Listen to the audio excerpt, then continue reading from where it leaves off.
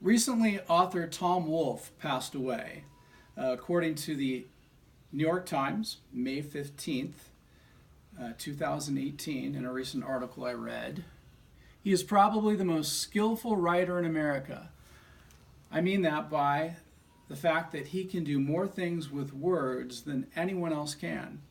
No surprise, his last book was about speech. It's called The Kingdom of Speech. Chapter 1, The Beast Who Talked. I'm just going to read a little bit from this chapter because I think it's really cool how it applies to our class.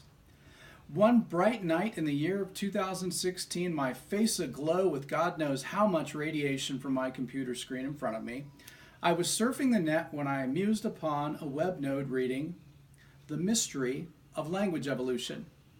It seems that 8 heavyweight evolutionists, linguists, biologists, anthropologists, and computer scientists had published an article announcing that they were giving up, throwing in the towel, folding, crapping out when it came to the question of where speech, language, comes from and how it works.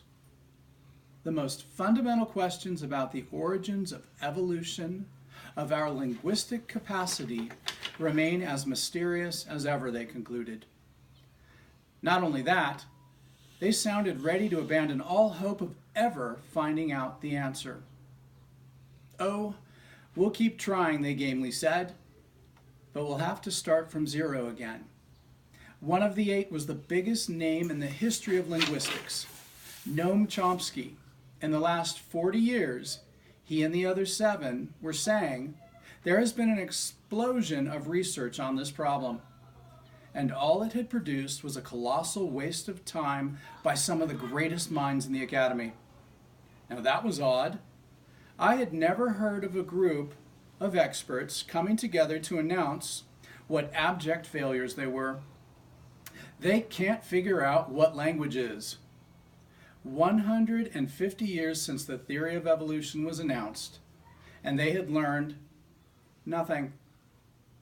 In that same century and a half, Einstein discovered the speed of light and the relativity of speed, time, and distance. Pasteur discovered that microorganisms, notably bacteria, cause an ungodly number of diseases from head colds to anthrax and oxygen-tubed collapsed lung, final stage pneumonia. Watson and Crick discovered DNA, the so-called building blocks genes are made of, and 150 years worth of linguistics, biologists, anthropologists, and people from every other discipline discovered nothing about language. What's the problem? Speech is not one of man's several unique attributes. Speech is the attribute of all attributes. Speech is 95% of what lifts man above animal. Physically, man's a sad case. His teeth, including his incisors, are baby size and barely strong enough to penetrate the skin of a 2-grain apple. His claws can't do anything but scratch him where he itches. His stringy ligament body makes him a weakling compared to all animals his size. Animals his size, in hand to paw, hand to claw, or hand to incisor combat, any animal his size would have him for lunch. Yet man owns or controls all of them. Every animal that exists, thanks to his superpower, speech. Speech, arguably, is the greatest superpower we have. And scientists can't even explain where it came from. So for this discussion, I want you to contemplate where you think speech came from and what you think about this amazing power that you've been blessed with. And I'd also like to thank my lovely daughter Sierra for making this video.